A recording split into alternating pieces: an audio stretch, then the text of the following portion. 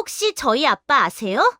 허름한 백반집에서 국밥을 떠먹던 8살 꼬마가 갑자기 숟가락을 멈췄습니다. 아이의 눈이 식당 주인 강민호의 왼쪽 목에 박혀 있었어요. 40년 된 화상 흉터였죠.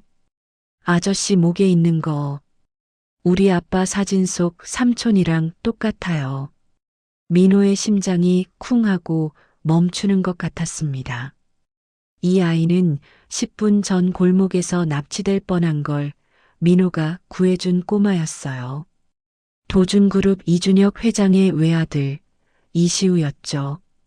민호는 까맣게 몰랐습니다. 이 아이의 아빠가 40년 전 보육원 앞에서 형아, 나 혼자 두고 가지 말라고 울며 매달리던 8살 동생이라는 것을요. 도대체 이들에게 무슨 사연이 있는 걸까요? 사연 시작 전 구독과 좋아요, 그리고 어디서 듣고 계신지 짧은 댓글 한마디 부탁드립니다. 이야기 시작합니다. 10분 전이었습니다. 살려주세요. 누구 없어요. 골목에서 터져나온 비명에 민호는 국자를 놓고 밖으로 뛰쳐나갔습니다. 낡은 앞치마가 펄럭였어요. 좁은 골목 한가운데 검은색 승합차가 급정거에 있었습니다. 차에서 검은 옷을 입은 남자 3명이 뛰어내렸어요. 한 녀석이 젊은 여자의 뒤통수를 가격하자 여자가 축 쓰러졌죠. 그 옆에서 8살쯤 되어 보이는 꼬마가 벽에 몰려 떨고 있었습니다. 명품 패딩을 입은 아이의 얼굴이 새하얗게 질려 있었어요. 어린애 건드리는 놈들이 어딨어. 민호가 고함을 지르며 달려들었습니다. 52세의 나이가 무색하게 주먹이 번개처럼 날아갔어요. 해병대에서 갈고 닦은 실력이었죠. 첫 번째 녀석의 턱을 정확히 가격하자 비명과 함께 나가 떨어졌습니다. 두 번째 녀석이 쇠파이프를 휘둘렀어요. 민호는 몸을 낮춰 피하고 상대의 복부에 주먹을 꽂았죠. 도둑이야. 사람 살려. 아이 잡아가요. 민호가 악을 쓰며 소리쳤습니다. 골목 양쪽에서 사람들이 하나둘 고개를 내밀었어요. 휴대전화를 꺼내 촬영하는 사람도 있었죠. 시발 철수해.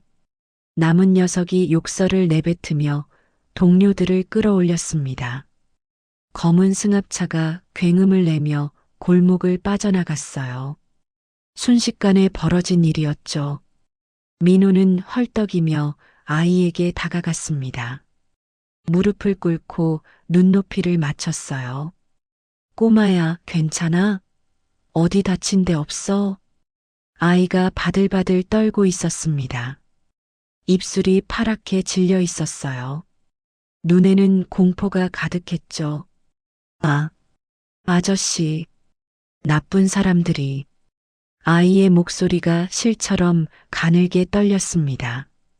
민호는 아이의 작은 어깨를 부드럽게 감싸 안았어요. 차가운 바람이 휙 불어와 두 사람의 옷깃을 흔들었죠.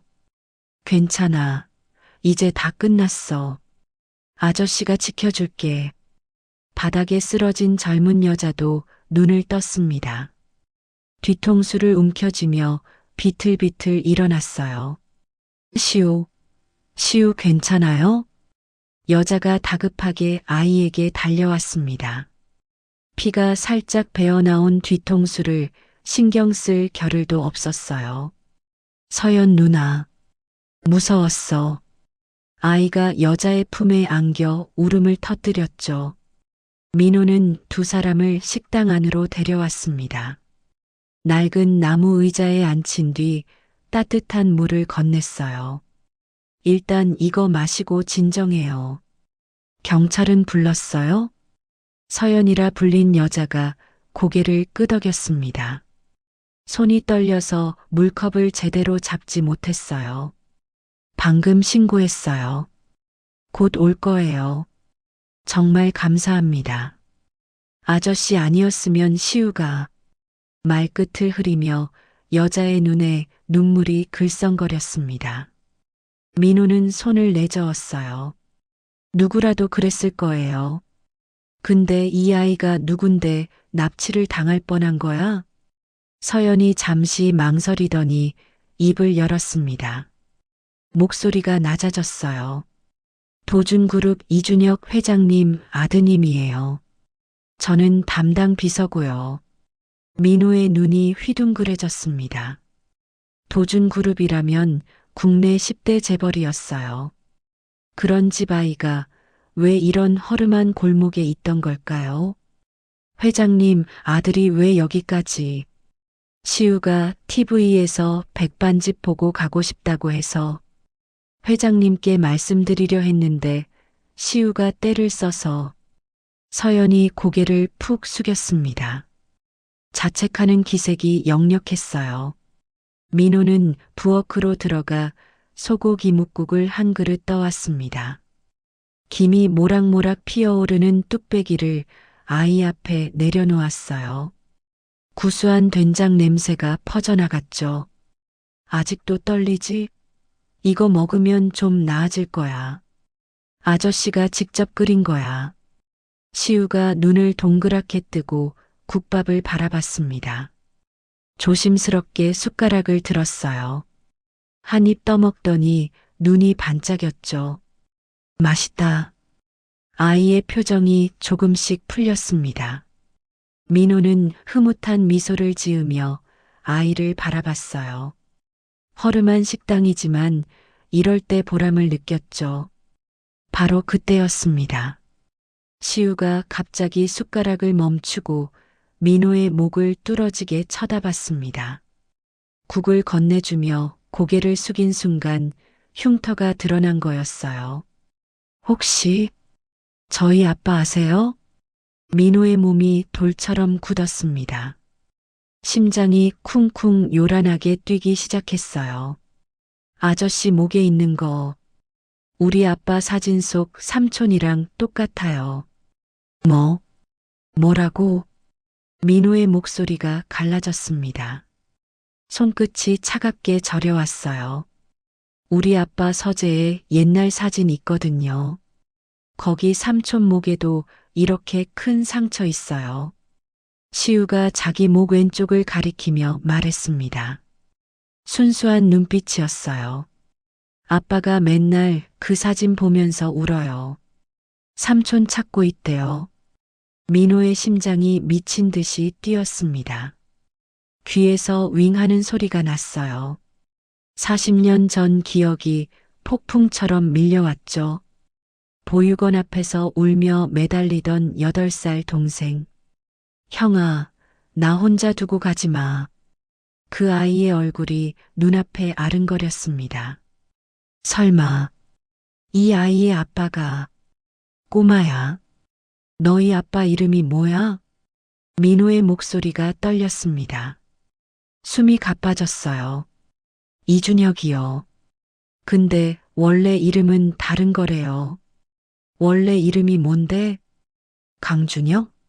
아빠가 어릴 때 이름이래요. 그 순간 민호의 눈에서 눈물이 왈칵 쏟아졌습니다. 무릎에 힘이 풀려 그 자리에 주저앉았어요. 40년이었습니다. 40년을 찾아 헤맸던 동생이 바로 이 아이의 아빠였던 거예요. 이 모든 이야기는 40년 전 겨울로 거슬러 올라갑니다. 40년 전 겨울, 서울 변두리의 허름한 연립주택에 12살 민호와 8살 준혁이 살고 있었어요. 작은 방 하나에 온 가족이 옹기종기 모여 살았죠. 가난했지만 웃음이 끊이지 않는 집이었습니다. 아버지는 공장에서 밤늦게까지 일했어요. 어머니는 새벽마다 시장에 나가 채소를 팔았죠. 부모님이 일하러 나가면 형 민호가 동생을 돌봤습니다. 라면을 끓여 먹이고 숙제를 봐주고 잠들 때까지 옆에 누워 있었어요. 그해 12월의 어느 날 밤 비극이 찾아왔습니다. 애들아, 일어나. 경찰 아저씨가 오셨어. 이웃집 할머니의 떨리는 목소리에 민호가 눈을 떴습니다. 새벽 3시였어요. 차가운 방바닥에서 일어나 문을 열자 경찰 2명이 서 있었죠. 그들의 표정이 무겁게 가라앉아 있었습니다. 강민호 군이지? 안타까운 소식인데. 부모님이 교통사고를 당하셨어. 경찰의 목소리가 낮게 울렸어요. 민호의 심장이 쿵하고 바닥으로 떨어지는 것 같았죠. 귀에서 윙 하는 소리가 났습니다. 다리에 힘이 풀려 문틀을 붙잡아야 했어요. 부모님이 어떻게 됐어요? 민호의 목소리가 실처럼 가늘게 떨렸습니다. 경찰이 고개를 푹 숙였어요. 그 순간 민호는 모든 것을 알아버렸죠. 두 분 다 현장에서 돌아가셨어. 미안하다, 얘야. 세상이 무너져 내리는 것 같았습니다. 눈앞이 캄캄해졌어요. 형아, 무슨 일이야? 왜 경찰 아저씨가 왔어? 잠에서 깬 8살 준혁이 비비적거리며 문 앞에 나타났습니다. 잠옷 차림의 맨발이었어요. 졸린 눈을 비비며 형을 올려다봤죠. 민호는 입술을 꽉 깨물었습니다. 눈물이 왈칵 쏟아질 것 같았어요. 하지만 동생 앞에서 울면 안 된다고 생각했죠. 준혁아, 일단 안으로 들어가자. 형이 다 설명해 줄게. 민호는 떨리는 손으로 동생의 작은 손을 잡았습니다. 손끝이 얼음장처럼 차가웠어요. 그날 밤 12살 소녀는 세상에서 가장 잔인한 말을 동생에게 해야 했죠. 엄마 아빠가 하늘나라로 갔다고. 준혁이 터뜨린 울음소리가 새벽 공기를 찢었습니다. 어린 동생의 몸이 덜덜 떨리며 오열했어요. 민호는 그런 동생을 꼭 껴안은 채 밤새 눈물을 삼켰죠. 장례식은 초라했습니다. 돈이 없어서 가장 싼 관을 샀어요. 조문객도 거의 없었죠. 형제는 부모님의 영정사진 앞에 나란히 무릎을 꿇고 앉아 있었습니다. 민호는 이를 악물고 눈물을 참았어요. 준혁은 형의 옷자락을 꼭 쥔 채 훌쩍거렸죠. 장례식 둘째 날 악몽이 시작됐습니다. 강태식 씨 자식들 맞지? 니네 아버지가 우리한테 진 빚이 3천만 원이야. 상주석에 앉아있던 형제 앞에 사내 3명이 나타났습니다. 검은 가죽 점퍼에 담배를 입에 문 험악한 인상이었어요. 눈빛이 독사처럼 차갑게 빛났죠. 장례식장에 찾아온 고리대 금업자들이었습니다. 민호의 등골이 서늘하게 식었어요. 심장이 쿵쿵 미친 듯이 뛰기 시작했죠. 그런 빚 몰라요. 나가주세요. 여기 장례식장이에요. 민호가 떨리는 목소리로 말했습니다. 12살 소년의 목소리가 갈라졌어요. 하지만 눈빛만은 피하지 않으려 애썼죠. 동생이 형의 등 뒤로 숨어 옷자락을 바들바들 떨며 쥐었습니다. 몰라. 이 차용증에 니네 아버지 도장 찍혀 있는데? 두목으로 보이는 사내가 구겨진 종이를 휙 내밀었습니다. 시뻘건 도장이 찍힌 차용증이었어요. 민호의 손이 파르르 떨렸죠. 부모 빚은 자식이 갚는 게 도리 아니야? 일주일 안에 3천만 원 준비해. 안 그러면 사내가 담배를 뻑뻑 빨더니 쟤를 바닥에 툭 털었습니다. 시뻘건 불꽃이 허공에 흩어졌어요. 너희 둘을 팔아서라도 받아낼 거야. 알아들었어? 협박이 담긴 목소리가 장례식장에 쩌렁쩌렁 울렸습니다. 조문객들이 고개를 돌리며 수군거렸어요. 하지만 누구 하나 나서는 사람이 없었죠. 민호는 주먹을 불끈 쥐었습니다. 손톱이 손바닥에 파고들어 피가 배어났어요. 일주일, 단 7일의 시간이 주어졌습니다. 장례식이 끝나고 형제는 허름한 집으로 돌아왔습니다. 텅 빈 방이 무덤처럼 고요했어요. 식탁 위에는 먹다 남은 라면 봉지가 덩그러니 놓여 있었죠. 부모님이 떠나기 전 마지막으로 끓여 먹던 라면이었습니다.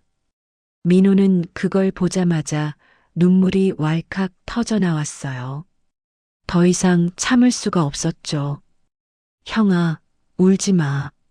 내가 뭘 잘못했어? 내가 착하게 굴면 엄마 아빠 돌아와? 준혁이 형의 등을 토닥토닥 두드리며 물었습니다. 8살 아이의 눈에도 눈물이 그렁그렁 맺혀 있었어요. 하지만 형이 우니까 자기는 울면 안 된다고 생각하는 것 같았죠. 민호는 동생을 와락 껴안았습니다. 두 사람의 체온이 서로에게 스며들었어요. 아니야, 내 잘못 아니야. 형이 지켜줄게. 무슨 일이 있어도. 민호의 목소리가 갈라졌습니다. 그날 밤 민호는 잠을 이루지 못했습니다. 차가운 천장을 멍하니 바라보며 생각에 잠겼어요. 3천만 원. 12살 소년에게는 상상도 할 수 없는 돈이었죠. 친척들에게 연락을 해봤지만 모두 전화를 끊었습니다. 부모님의 빚 얘기가 나오자 하나같이 모르겠다며 발을 뺐어요. 세상에 단둘이 남겨진 기분이었죠. 사흘이 지났습니다. 새벽에 창문을 두드리는 소리에 민호가 벌떡 일어났습니다. 심장이 쿵쿵 요란하게 뛰었어요. 창문 너머로 검은 그림자들이 어른거리고 있었죠. 나와, 이 새끼들아. 돈 안 갚을 거야? 거친 고함 소리가 밤 공기를 찢었습니다. 유리창에 돌멩이가 날아와 금이 쩍 갔어요. 준혁이 비명을 지르며 형에게 매달렸죠. 형아, 무서워. 저 사람들이 또 왔어. 준혁의 작은 몸이 나뭇잎처럼 덜덜 떨리고 있었습니다. 민호는 동생을 품에 꼭 안았어요. 더 이상 이곳에 있으면 안 된다는 걸 본능적으로 알았죠. 그날 밤 민호는 결심했습니다. 준혁아, 일어나. 우리 지금 도망가야 해. 민호가 잠든 동생을 흔들어 깨웠습니다. 새벽 4시였어요. 창밖에서 빚쟁이들이 잠시 자리를 비운 틈이었죠. 형아, 어디로 가는 거야? 무서워. 준혁이 잠이 덜 깬 목소리로 물었습니다.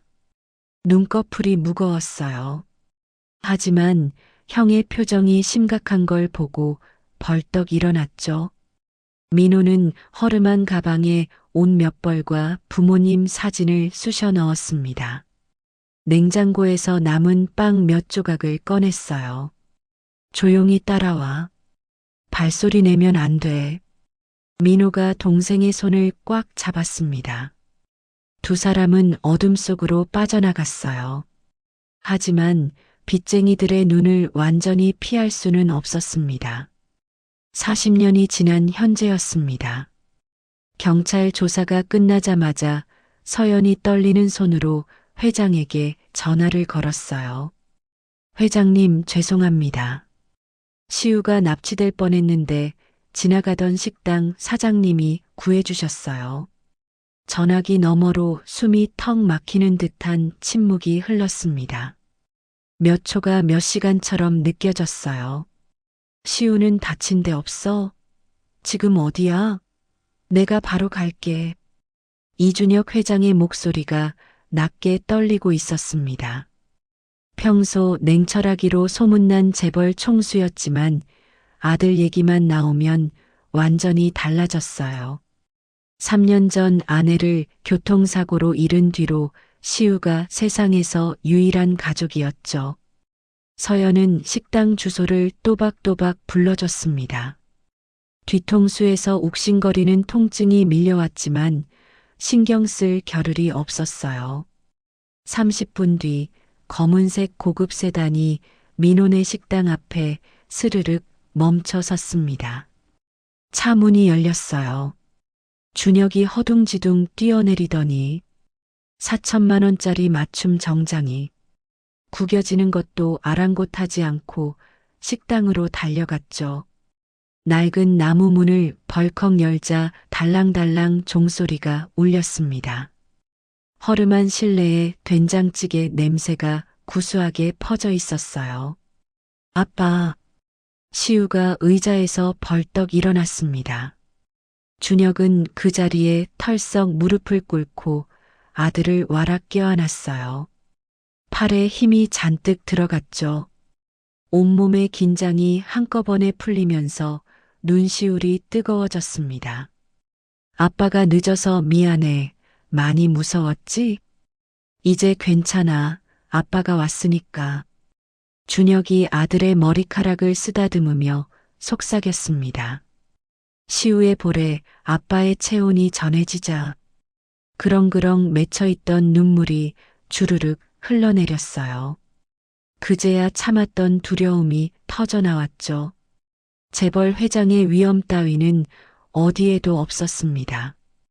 그저 아들 걱정에 넋이 나간 평범한 아버지였어요.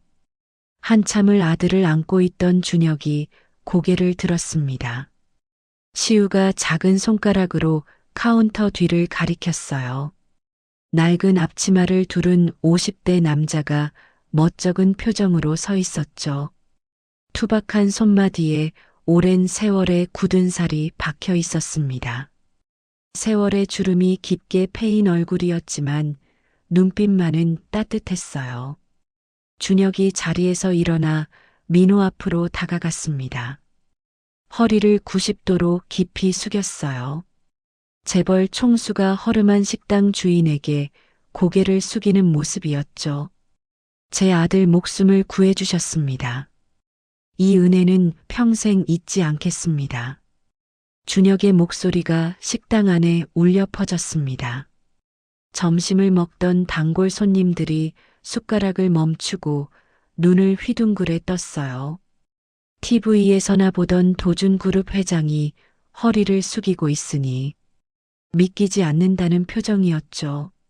민호는 쭈뼛쭈뼛 손사래를 쳤습니다. 평생 이렇게 깎듯이 인사받아 본 적이 없었어요. 얼굴이 화끈화끈 달아올랐죠. 아이고, 이러시면 제가 민망합니다. 누구라도 그 상황에선 똑같이 했을 거예요. 민호가 쑥스러워하며 뒷목을 극적거렸습니다. 준혁이 허리를 펴고 민호의 얼굴을 똑바로 바라봤어요. 그 순간 가슴 한구석에서 알 수 없는 먹먹함이 밀려왔죠. 처음 보는 얼굴이었습니다. 그런데 묘하게 낯설지가 않았어요. 마치 오래전 어딘가에서 만났던 사람을 다시 마주한 것 같은 느낌이었죠. 실례지만 혹시 저희 어디서 뵌 적 있을까요? 낯이 익은 것 같아서요. 준혁이 갸웃거리며 물었습니다. 민호의 눈빛이 살짝 흔들리더니 기억을 더듬는 듯 미간을 찌푸렸어요. 저도 이상하게 손님 얼굴이 익숙한데 아무리 생각해도 기억이 안 나네요. 민호가 고개를 갸웃거렸습니다. 뚜렷하게 떠오르는 건 없었어요. 그런데 마음이 묘하게 편안했죠. 처음 본 사람인데 수십 년 알고 지낸 것처럼 자연스러웠습니다. 두 사람 사이에 묘한 침묵이 흘렀어요. 그때 시우가 아빠 소매를 잡아당겼죠. 아빠, 저 아저씨 목에 삼촌이랑 똑같은 흉터 있어. 아빠 서재 사진 속 삼촌 목에도 저렇게 큰 상처 있잖아. 시우의 맑은 목소리가 울리는 순간 준혁의 심장이 덜컥 멈추는 것 같았습니다. 온몸의 피가 머리로 쏠렸어요. 눈앞이 핑 돌았죠. 시선이 저절로 민호의 왼쪽 목으로 향했습니다. 낡은 셔츠깃 사이로 울퉁불퉁하게 일그러진 화상 흉터가 드러나 있었어요. 40년 전 형이 자신을 구하려다 횃불에 맞아 생긴 바로 그 흉터였죠. 준혁의 무릎에서 힘이 빠졌습니다. 휘청거리며 옆에 있던 의자를 붙잡았어요. 손바닥에 식은 땀이 흥건하게 배어 나왔죠. 심장이 쿵쿵쿵 미친 듯이 뛰기 시작했습니다. 40년간 찾아 헤맸던 형이 눈앞에 있는 건가요? 머릿속이 하얗게 변하며 숨이 가빠졌어요. 손님, 괜찮으세요? 갑자기 안색이 안 좋아 보이시는데요. 민호가 걱정스러운 목소리로 다가왔습니다. 황급히 물을 한 컵 떠서 건넸어요. 준혁이 떨리는 손으로 물컵을 받는 순간 두 사람의 손이 스쳤죠. 그 찰나 민호의 눈이 휘둥그레졌습니다. 준혁의 오른손 검지에 작은 흉터가 있었어요. 어릴 적 사과를 깎아주다가 자신이 실수로 베어버린 바로 그 흉터였죠. 민호의 심장이 쿵하고 바닥으로 떨어졌습니다. 온몸에 소름이 돋았어요. 숨이 턱 막혔죠. 그 손가락 흉터, 어릴 때 어떻게 생긴 건지 여쭤봐도 될까요? 민호의 목소리가 가늘게 떨렸습니다. 입술이 파르르 떨려서 말을 잇기가 힘들었어요. 다리에 힘이 풀려 카운터를 붙잡아야 했죠. 준혁이 자신의 손을 내려다봤습니다. 오른손 검지에 작은 흉터였어요. 이거요? 어릴 때 형이 사과 깎아주다가 실수로 제 손을 베었어요. 그 뒤로 형이 며칠 동안 울면서 미안하다고 말끝이 흐려졌습니다. 두 사람의 눈이 마주쳤어요. 공기가 얼어붙은 듯한 정적이 흘렀죠. 민호의 눈앞에서 52세의 재벌 회장이 서서히 8살 꼬마의 얼굴로 겹쳐 보이기 시작했습니다. 보육원 앞에서 울며 매달리던 그 아이였어요. 형아, 나 혼자 두고 가지 마. 40년 전의 목소리가 귓가에 울렸죠. 그날 밤, 보육원 앞에서 형이 마지막으로 뭐라고 했는지 기억나요? 민호의 목소리가 떨렸습니다. 눈에 눈물이 왈칵 차올랐어요. 준혁도 눈시울이 붉어지며 입술을 달싹거렸죠.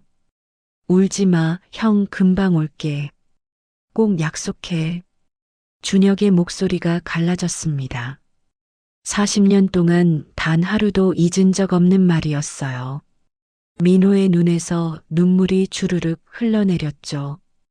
두 사람은 서로를 뚫어지게 바라봤습니다. 식당 안에 있던 손님들도 숨을 죽였어요. 무슨 일이 벌어지고 있는지 몰랐지만 범상치 않은 분위기를 느꼈죠. 바로 그때 식당 문이 벌컥 열리며 검은 양복을 입은 남자들이 우르르 들이닥쳤습니다. 도준그룹 본사 45층 부회장실이었습니다. 통유리 창문 너머로 서울 시내가 한눈에 내려다 보였어요. 박정수 부회장이 가죽 의자에 깊숙이 파묻혀 담배를 뻑뻑 빨아들이고 있었죠. 시뻘건 담뱃불이 어둠 속에서 깜빡거렸습니다. 전화기를 쥔 손에 힘이 잔뜩 들어가 핏줄이 불끈 솟아올랐어요. 뭐, 납치에 실패했다고? 지금 그게 말이 돼? 박정수의 목소리가 낮게 으르렁거렸습니다. 전화기 너머에서 조태식의 변명이 웅얼거렸어요. 뭔가 횡설수설하는 것 같았죠. 닥쳐. 변명 따위 듣고 싶지 않아. 백반집 주인 하나 못 당하고 도망쳤다고? 박정수가 담배를 재떨이에 꽉 눌러 껐습니다.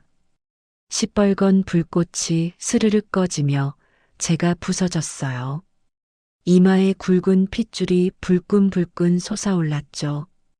창밖으로 까만 밤하늘이 펼쳐져 있었습니다. 박정수는 자리에서 벌떡 일어나 창가로 성큼성큼 다가갔어요.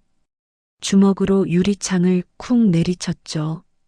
둔탁한 소리가 텅 빈 사무실에 울려 퍼졌습니다. 다음 주면 외부 감사가 시작돼요. 127억 원의 횡령이 들통나면 모든 게 끝이었죠. 감옥에서 남은 인생을 썩어야 할 판이었습니다. 시우를 납치해서 준혁을 협박하려던 계획이 물거품이 되어버렸어요. 이 모든 게 그 백반집 주인 때문이었죠. 조태식, 그 식당 주인 신상 털어. 가족관계, 재산, 약점 다 파악해서 보고해. 박정수가 이를 악물며 낮게 지시했습니다. 전화기 너머에서 알겠다는 대답이 들려왔어요. 싸늘한 눈빛이 어둠 속에서 독사처럼 번뜩였죠. 같은 시각, 민혼의 식당에서는 기묘한 분위기가 흐르고 있었습니다. 검은 양복을 입은 남자들이 들이닥쳤지만 그들은 납치범이 아니었어요. 도준그룹 경호팀이었죠. 준혁이 아들 보호를 위해 급하게 부른 거였습니다. 경호원들이 식당 주변을 에워싸자 그제야 긴장이 조금 풀렸어요. 하지만 민호와 준혁 사이에 흐르던 기류는 완전히 달라져 있었죠. 지금 이야기 마저 나누고 싶지만 일단 시우 안전이 먼저입니다. 내일 제가 다시 찾아뵐게요. 준혁이 떨리는 목소리로 말했습니다. 눈가가 아직도 붉게 젖어 있었어요. 민호를 바라보는 눈빛에 40년간의 그리움과 설렘이 뒤섞여 있었죠. 민호도 고개를 끄덕이며 떨리는 손으로 앞치마를 만지작거렸습니다. 온몸이 붕 떠 있는 것 같은 기분이었어요. 꿈을 꾸고 있는 건지 현실인지 분간이 가지 않았죠. 준혁이 시우의 손을 잡고 식당 문을 나섰습니다. 검은색 세단에 올라타기 직전 고개를 돌려 민호를 바라봤어요. 두 사람의 눈이 마주쳤죠. 민호가 작게 손을 흔들었습니다. 마치 40년 전 보육원 앞에서 헤어지던 그 순간처럼요. 차가 어둠 속으로 스르륵 사라질 때까지 민호는 그 자리에 서 있었어요. 가슴이 뜨거워지면서 눈물이 왈칵 쏟아질 것 같았죠. 정말 그 아이가 맞을까요? 40년 동안 미안함을 품고 살았던 그 동생이 재벌이 되어 나타난 걸까요? 민호는 후들거리는 다리를 이끌고 식당 안으로 돌아왔습니다. 멍하니 의자에 털썩 주저앉았어요. 두 손으로 얼굴을 감싸며 깊은 한숨을 내쉬었죠. 그날 밤 민호는 한숨도 자지 못했습니다. 좁은 방 한구석에 놓인 낡은 상자를 꺼냈어요. 먼지가 뽀얗게 쌓인 상자 뚜껑을 조심스럽게 열었죠. 그 안에는 바랜 사진 한 장이 들어 있었습니다. 40년 전 가족 사진이었어요. 엄마, 아빠, 그리고 12살 민호와 8살 준혁이 나란히 서 있었죠. 민호의 손가락이 사진 속 동생의 얼굴을 천천히 쓰다듬었습니다. 오늘 본 그 남자의 얼굴이 겹쳐 보였어요. 눈매가 닮았죠. 웃을 때 올라가는 입꼬리 모양도 똑같았습니다. 무엇보다 손가락의 그 흉터가 모든 걸 말해주고 있었어요. 이튿날 아침이 밝았습니다. 민호는 평소보다 일찍 식당 문을 열었어요. 된장찌개를 끓이며 어젯밤 일을 곱씹었죠. 정말 그가 동생이라면 어떻게 해야 할까요? 어떤 얼굴로 마주해야 할까요? 40년 동안 데리러 가겠다는 약속을 지키지 못한 자신이 너무나 부끄러웠습니다. 찌개가 보글보글 끓어오르는 소리가 조용한 식당을 채웠어요. 바로 그때 전화벨이 따르르릉 울렸습니다. 민호가 행주의 손을 쓱 닫고 수화기를 들었어요. 여보세요. 민호네 식당입니다.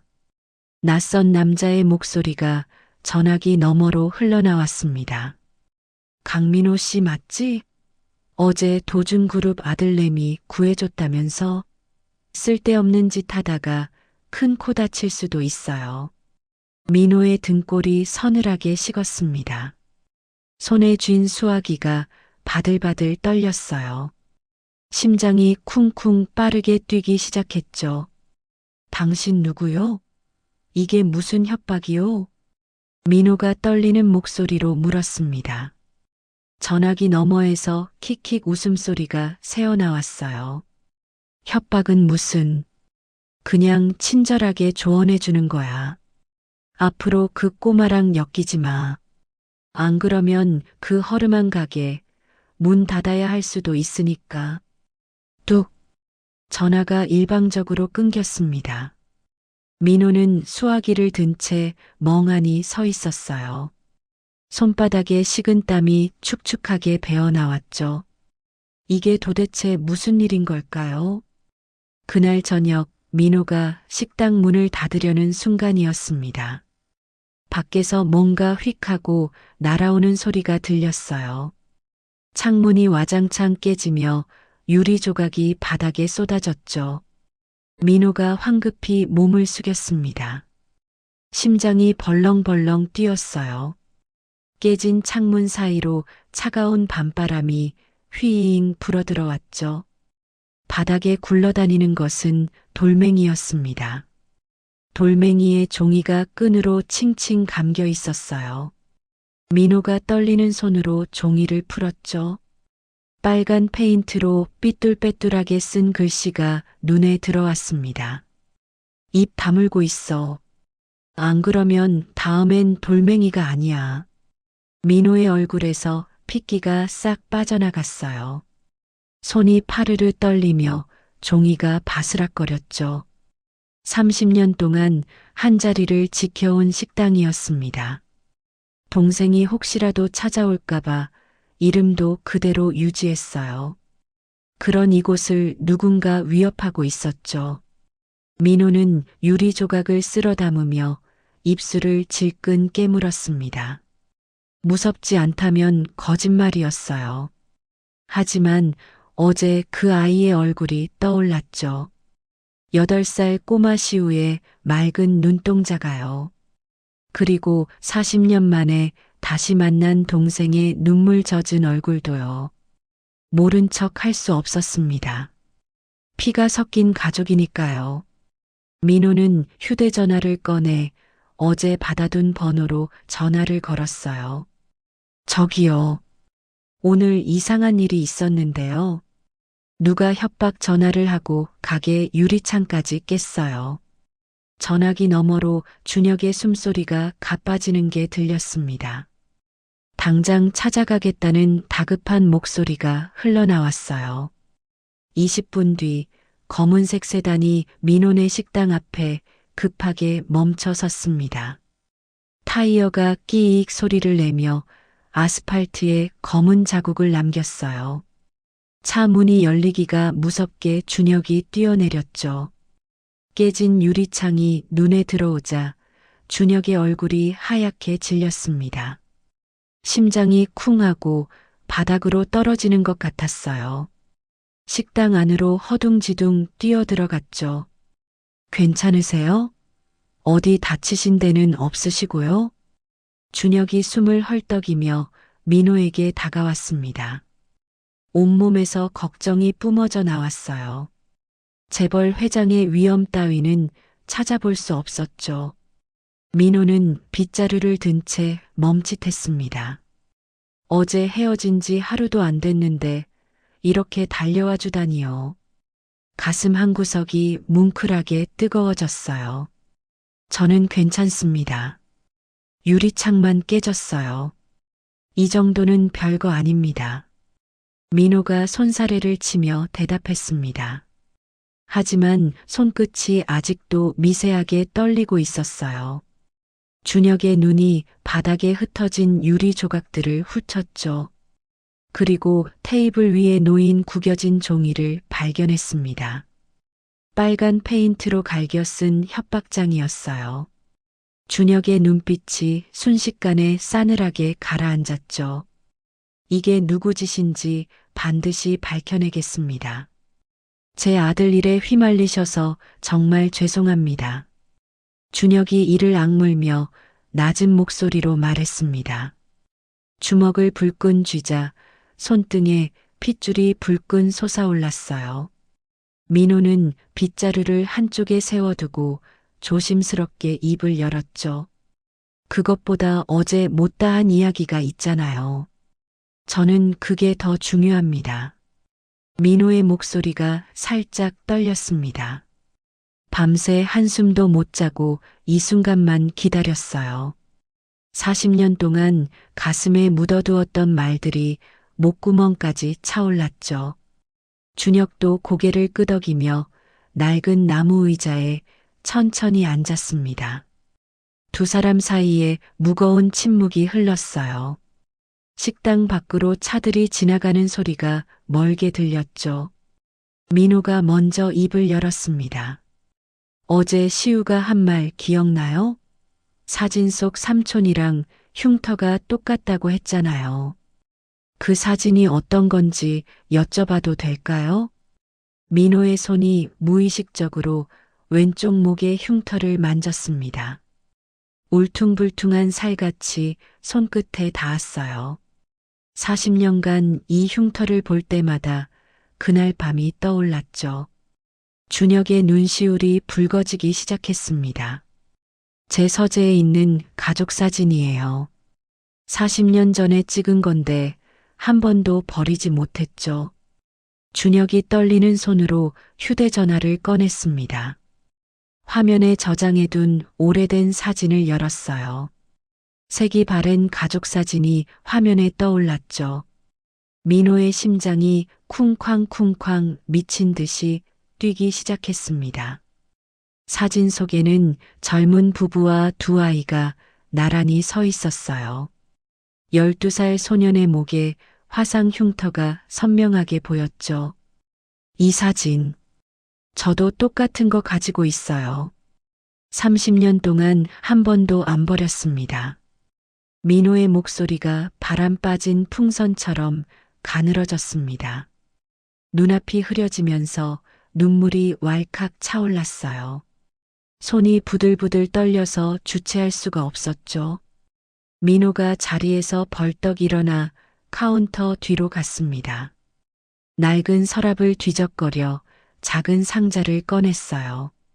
먼지가 뽀얗게 쌓인 상자 뚜껑을 조심스럽게 열었죠. 그 안에서 똑같은 사진이 나왔습니다. 색이 바래고 가장자리가 해진 40년 된 가족 사진이었어요. 민호가 사진을 들고 준혁 앞에 앉았습니다. 두 장의 사진이 나란히 놓였어요. 똑같은 사진이었죠. 이 흉터는 그날 밤 생긴 거예요. 빚쟁이들이 횃불을 던졌는데 제가 막다가 이렇게 됐습니다. 민호의 목소리가 갈라졌습니다. 40년간 입 밖으로 꺼내지 못했던 이야기였어요. 준혁의 눈에서 눈물이 뚝뚝 떨어지기 시작했죠. 그날 밤 기억이 아직도 생생해요. 형이 저를 업고 도망쳤는데 빚쟁이들이 계속 쫓아왔잖아요. 준혁의 목소리가 떨렸습니다. 48년 인생에서 가장 또렷하게 기억나는 밤이었어요. 횃불이 날아오는 걸 형이 온몸으로 막아줬어요. 불이 목에 붙었는데도 저를 놓지 않았죠. 민호의 어깨가 들썩들썩 떨리기 시작했습니다. 참았던 눈물이 볼을 타고 주르륵 흘러내렸어요. 40년 동안 혼자 삼켜왔던 서름이 한꺼번에 터져나왔죠. 그 뒤에 형이 저를 보육원 앞에 데려다 줬어요. 울지 마, 형 금방 올게. 꼭 약속해. 그 말이 40년 동안 귓가에서 떠나지 않았어요. 준혁이 흐느끼며 말을 이었습니다. 민호는 두 손으로 얼굴을 감싸며 오열했어요. 식당 안에 두 남자의 울음소리만 가득 찼죠. 한참을 울고 나서야 민호가 떨리는 목소리로 입을 열었습니다. 미안해 준혁아. 형이 약속 못 지켜 꼭 데리러 간다고 해놓고 40년이나 걸렸네. 민호의 목이 메어 더 이상 말을 잇지 못했습니다. 어깨가 축 처지며 고개가 푹 숙여졌어요. 40년간 가슴에 박혀있던 죄책감이 쏟아져 나왔죠. 준혁이 자리에서 벌떡 일어나 민호에게 다가갔습니다. 허리를 숙여 형의 손을 덥석 잡았어요. 형이 아니었으면 저는 그날 밤 빚쟁이들한테 끌려갔을 거예요. 미안하다는 말하지 마요. 준혁의 눈에서 눈물이 멈추지 않았습니다. 따뜻한 손이 형의 거친 손등을 꽉 감싸 쥐었어요. 두 형제의 체온이 40년 만에 다시 이어졌죠. 저도 매일 내 생각했어. 보육원 찾아갔는데 이미 입양됐다고 하더라고. 기록도 비공개라서 더 이상 찾을 수가 없었어.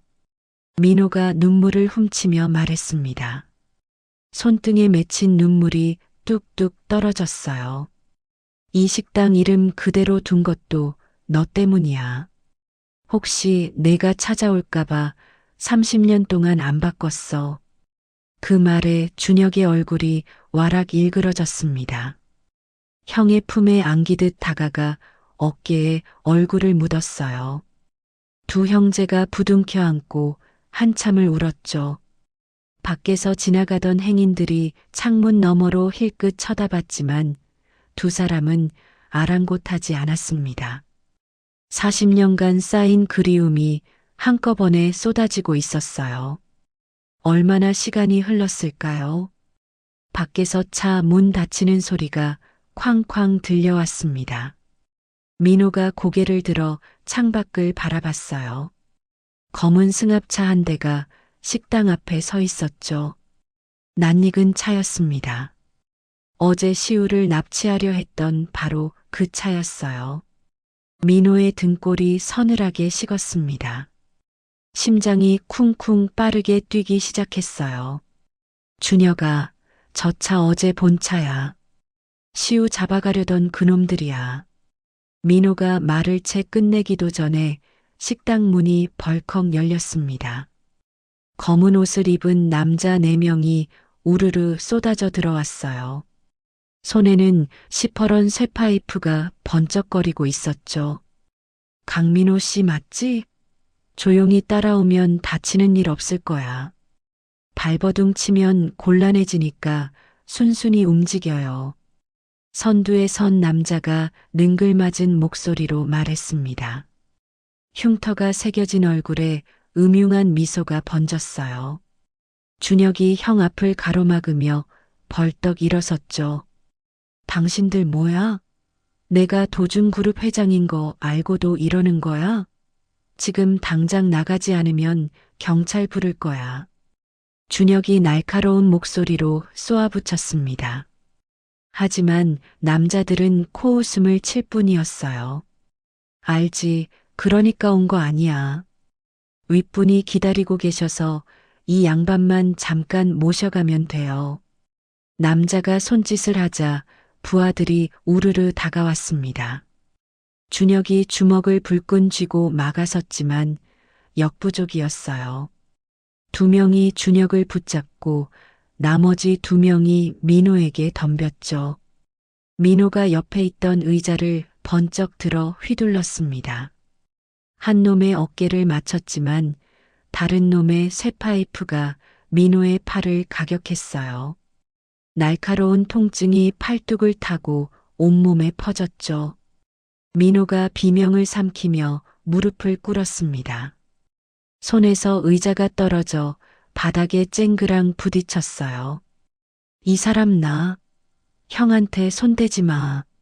돈이 필요하면 내가 줄 테니까 형은 건드리지 마. 준혁이 발버둥 치며 소리쳤지만 몸이 꽁꽁 붙들려 움직일 수가 없었습니다.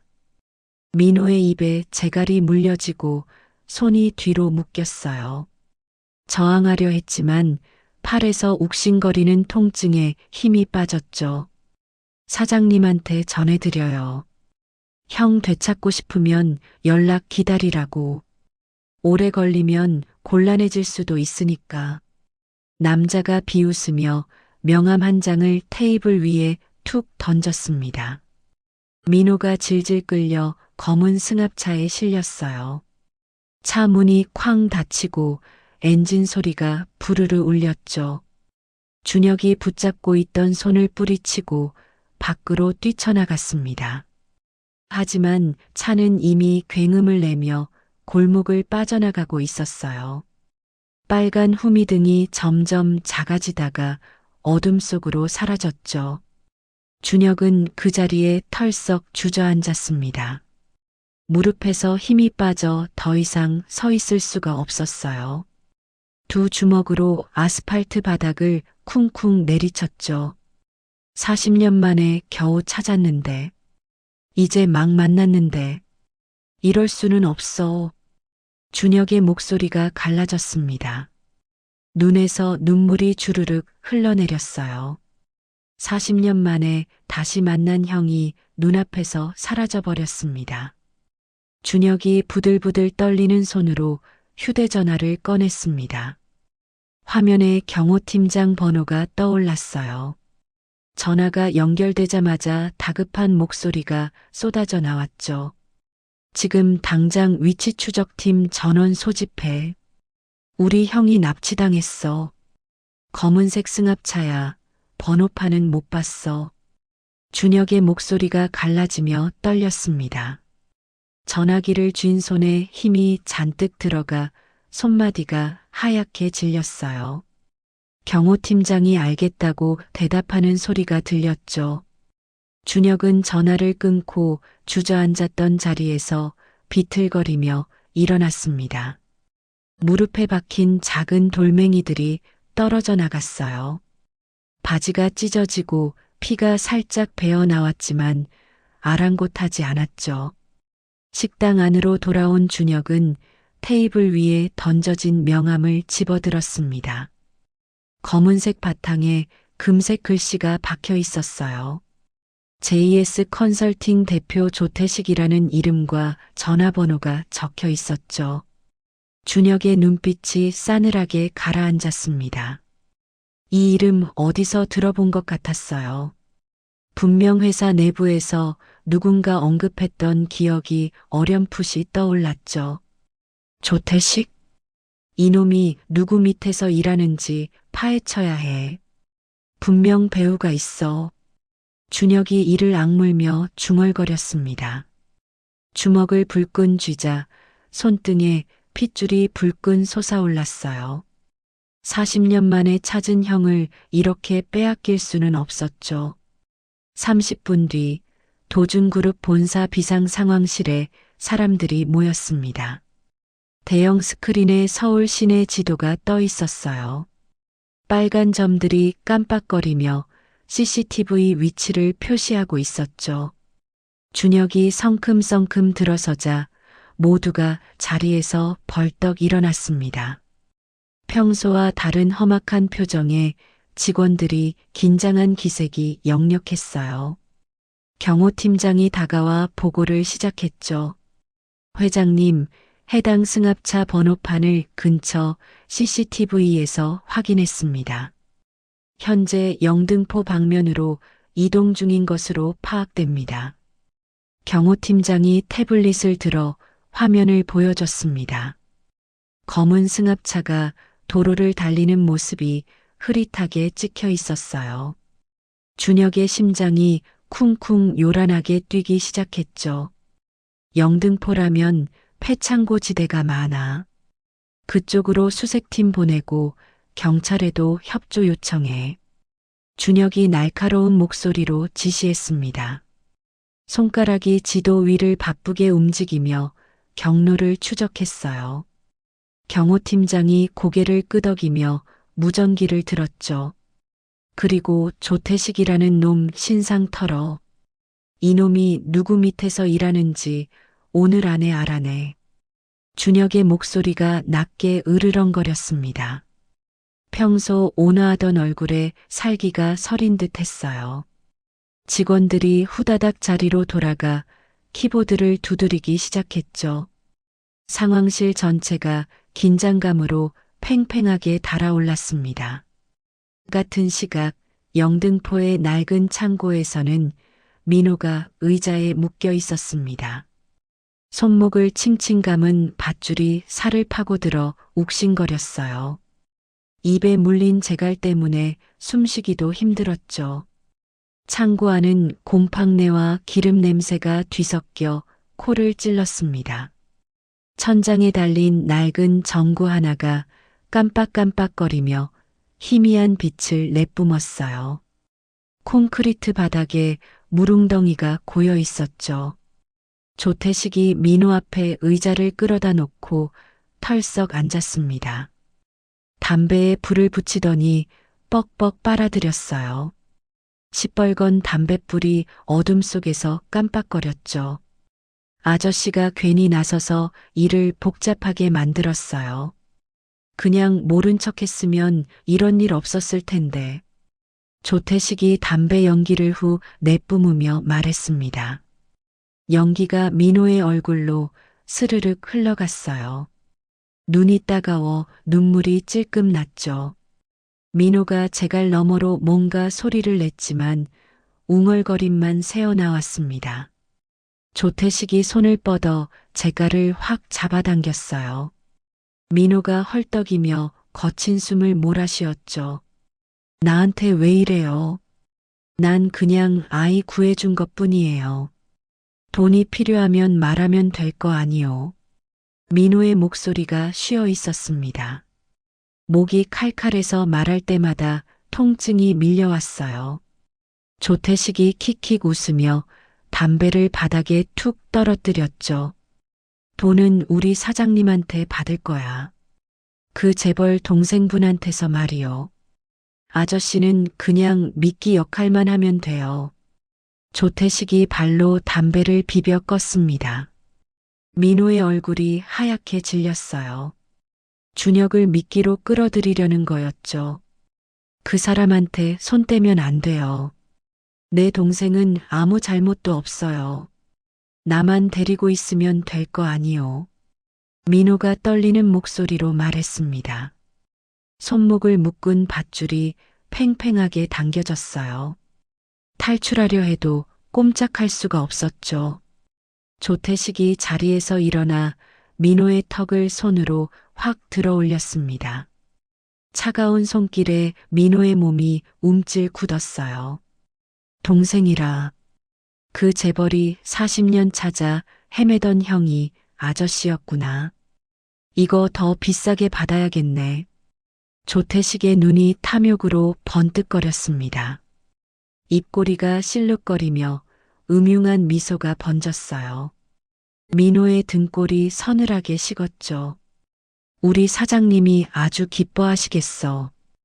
회장 동생까지 손에 넣었으니 협박하기 더 좋아졌네. 조태식이 킬킬 웃으며 뒤로 돌아섰습니다. 부하들에게 손짓을 하더니 창고 밖으로 나갔어요. 철제 문이 끼익 소리를 내며 닫혔죠. 어둠 속에 혼자 남은 민호는 이를 악물었습니다. 어떻게든 여기서 나가야 했어요.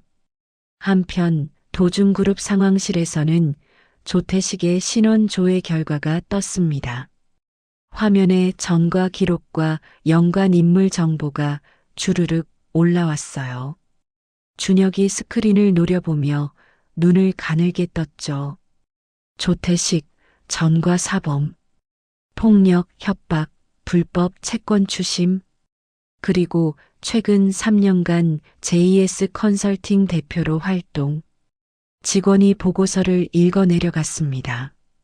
준혁의 미간에 주름이 깊게 패였어요. JS 컨설팅이라는 이름이 어디서 들어본 것 같았죠. JS 컨설팅 주요 거래처 조회해봐. 우리 회사랑 연관 있는지 확인하고. 준혁이 날카로운 목소리로 지시했습니다. 직원이 키보드를 빠르게 두드렸어요. 잠시 후 화면에 거래 내역이 떠올랐죠. 도준그룹 부회장실 명의로 JS 컨설팅에 자금이 이체된 기록이 있었습니다. 박정수 부회장의 이름이 빨간 글씨로 표시되어 깜빡거렸어요. 준혁의 눈이 휘둥그레졌다가 순식간에 싸늘하게 가라앉았죠. 박정수, 이 자식이 배우였어. 내 아들 납치하려 한 것도 이놈이었구나. 준혁이 이를 갈며 낮게 으르렁거렸습니다. 주먹이 부르르 떨렸어요. 온몸에 분노가 불길처럼 타올랐죠. 당장 박정수 부회장 행적 추적해. 지금 어디 있는지 실시간으로 보고하고. 준혁의 목소리가 얼음장처럼 차가웠습니다. 직원들이 후다닥 움직이기 시작했어요. 상황실 전체가 전시 상황처럼 긴박하게 돌아갔죠. 바로 그때 준혁의 휴대전화가 따르르릉 울렸습니다. 모르는 번호였어요. 준혁이 전화를 받자 조태식의 능글맞은 목소리가 흘러나왔죠. 회장님, 형님 목소리 들어보실래요? 아직은 괜찮은데 시간 끌면 모르겠어요. 전화기 너머로 민호의 거친 숨소리가 희미하게 들렸습니다.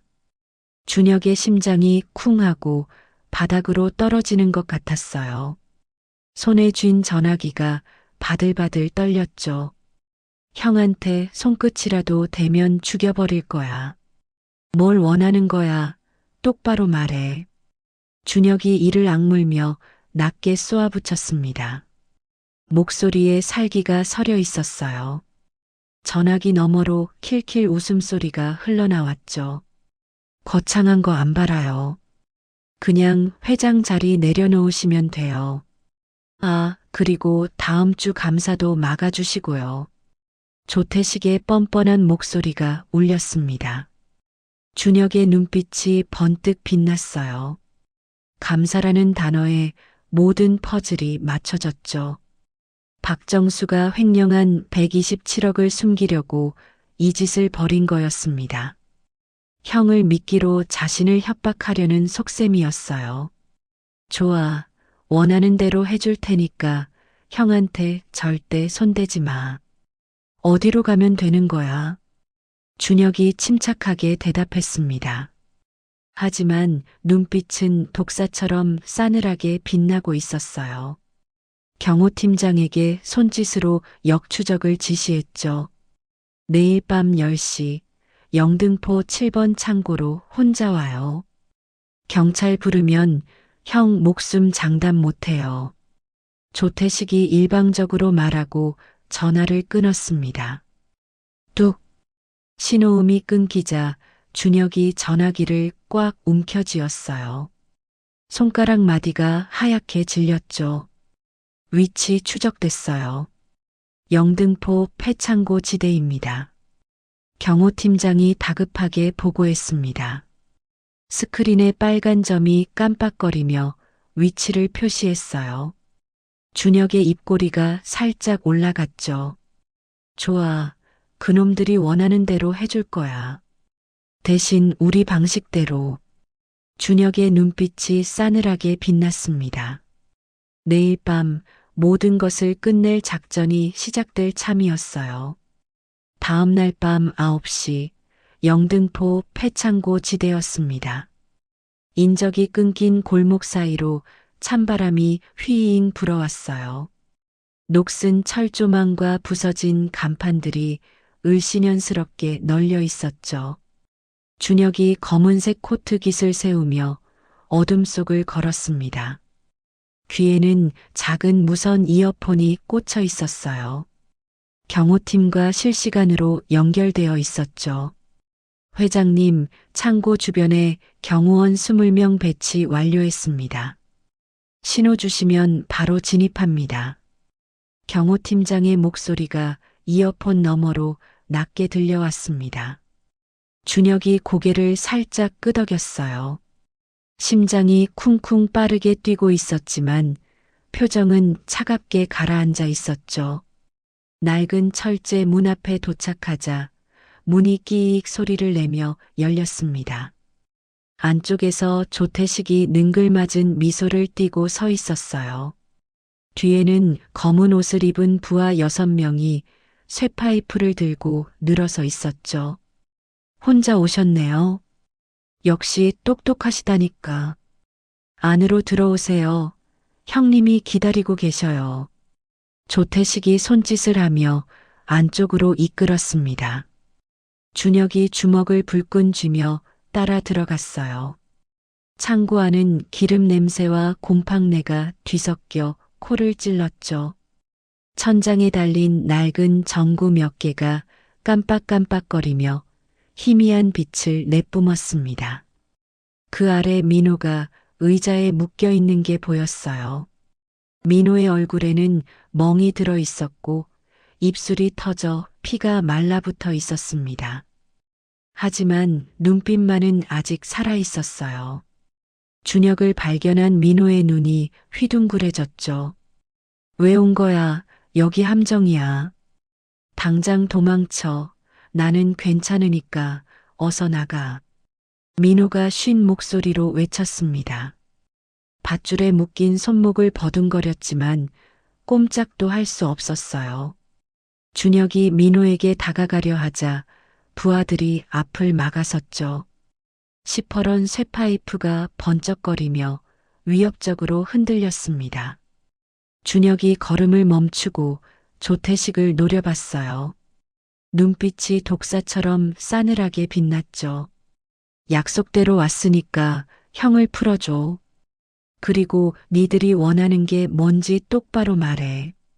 준혁이 차가운 목소리로 말했습니다.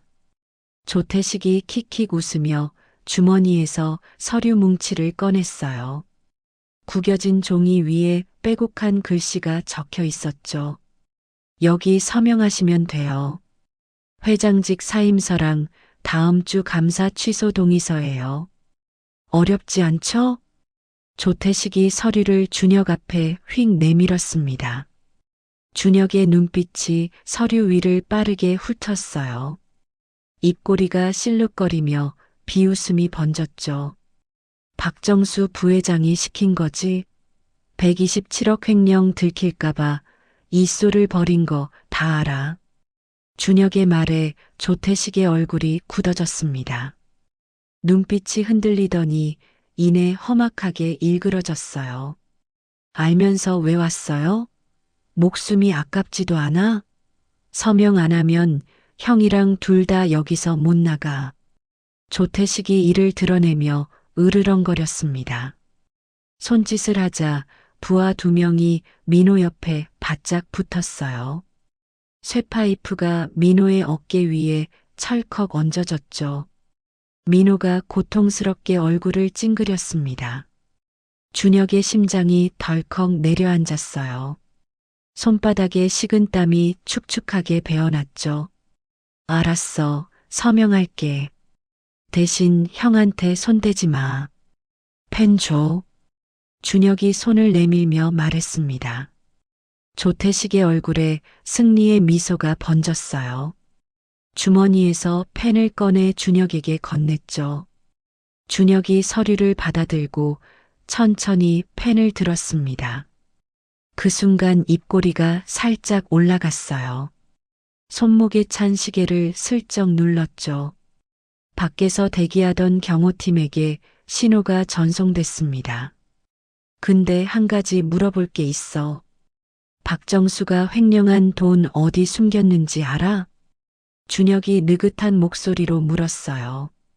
조태식이 의아한 표정을 지었죠.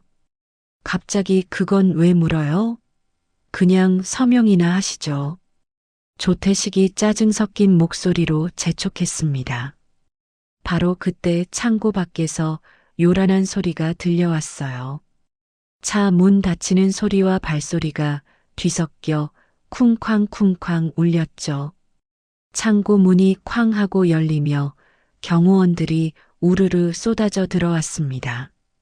검은 전투복을 입은 20명이 일사불란하게 창고를 에워쌌어요. 조태식의 얼굴이 하얗게 질렸죠.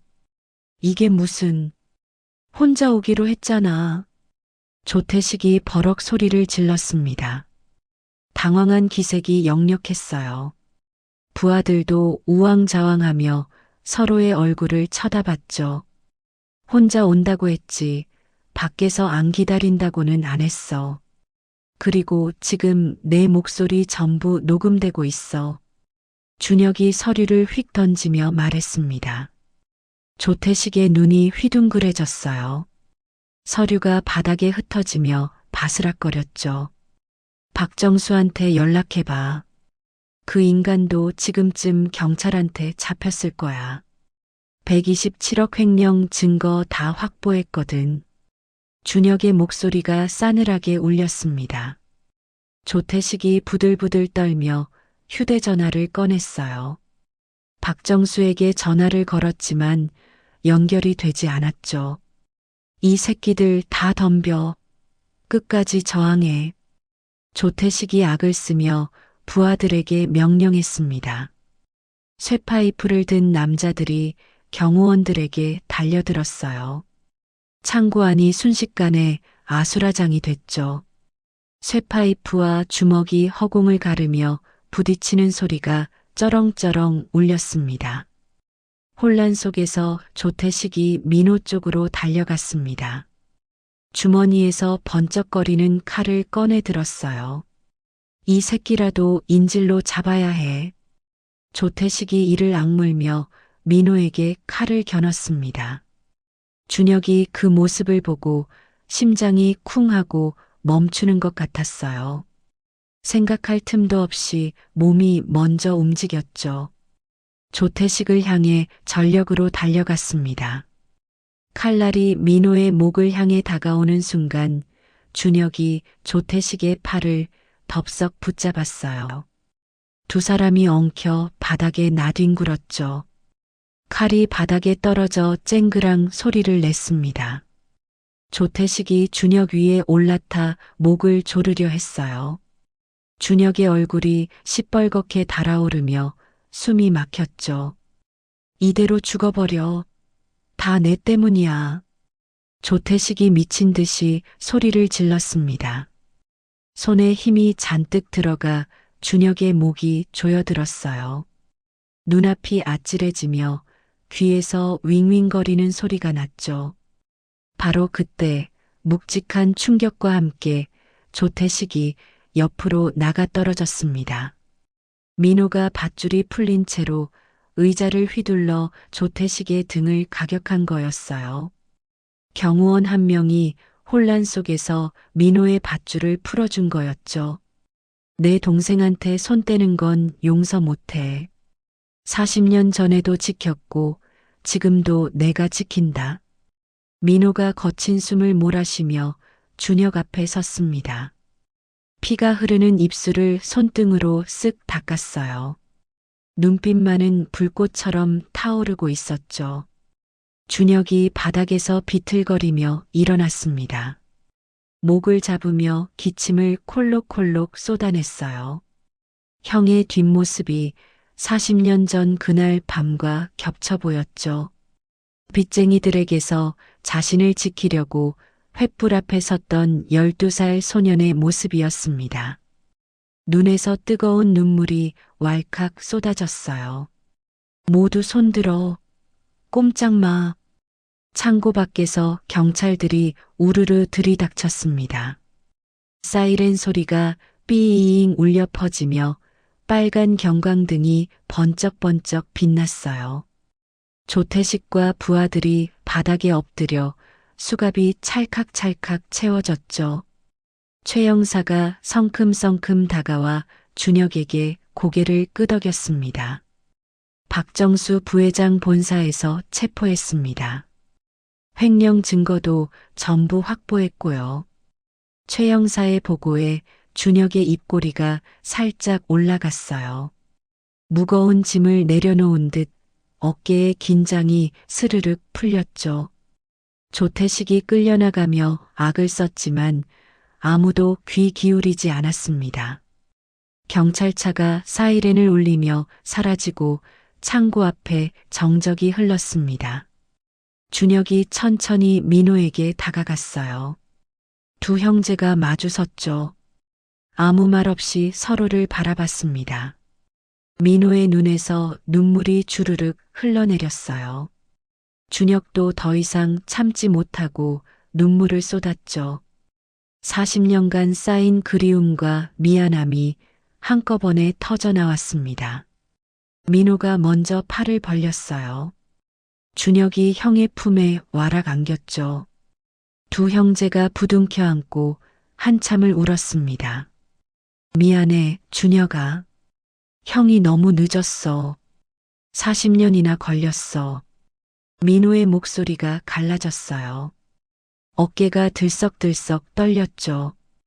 형 잘못 아니야. 형이 아니었으면 나는 그날 밤 끝났어. 40년 동안 단 하루도 형 잊은 적 없어.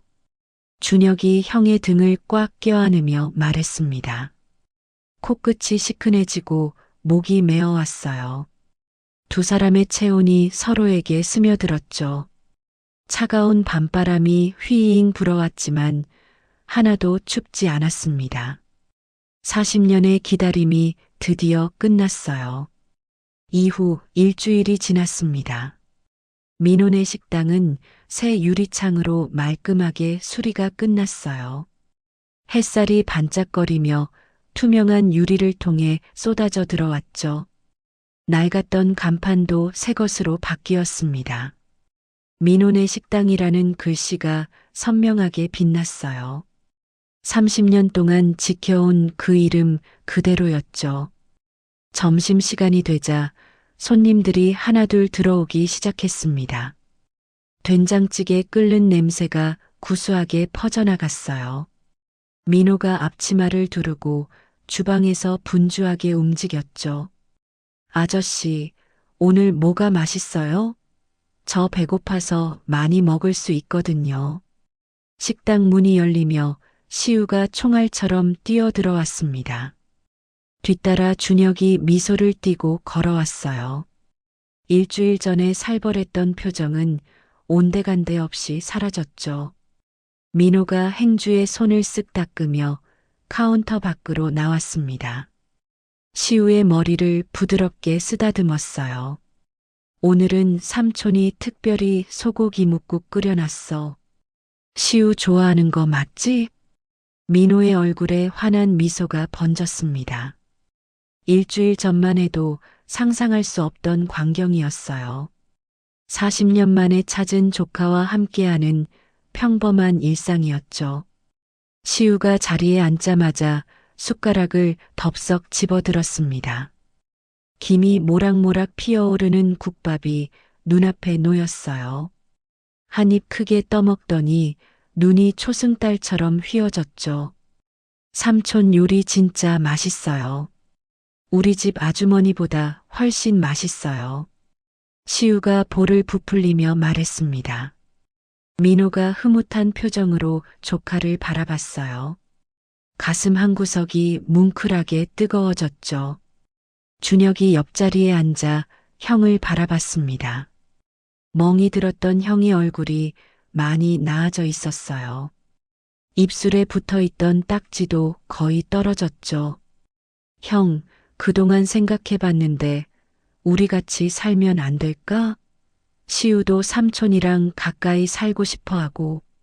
준혁이 조심스럽게 입을 열었습니다. 민호가 국자를 든 채 멈칫했어요. 눈이 휘둥그레지며 동생을 바라봤죠. 같이 살자고. 나 같은 사람이 재벌 집에 들어가서 어떻게 살아? 민호가 손사래를 치며 말했습니다. 하지만 목소리에 거절의 의미는 담겨 있지 않았어요. 준혁이 형의 손을 덥석 잡았죠. 형이 어디 살든 상관없어요. 형이랑 같이 있는 게 중요한 거지. 40년이나 떨어져 살았잖아요. 준혁의 목소리가 살짝 떨렸습니다. 눈가가 촉촉하게 젖어들었어요. 민호도 코끝이 시큰해지며 눈물이 글썽거렸죠. 삼촌, 우리 집에 같이 살아요. 삼촌 방도 있고 삼촌이 오면 내가 매일 놀아줄게요. 시우가 숟가락을 내려놓고 민호의 소매를 잡아당겼습니다. 동그란 눈에 기대가 가득했어요. 민호의 마음이 스르륵 녹아내렸죠. 어떻게 이 눈빛을 거절할 수 있겠어요? 그래, 알았어. 대신 이 식당은 계속 운영할 거야. 여기 내 인생이 담긴 곳이니까. 민호가 시우의 머리를 쓰다듬으며 말했습니다. 시우가 환하게 웃으며 의자에서 폴짝 뛰어올랐어요. 준혁의 얼굴에도 행복한 미소가 번졌죠.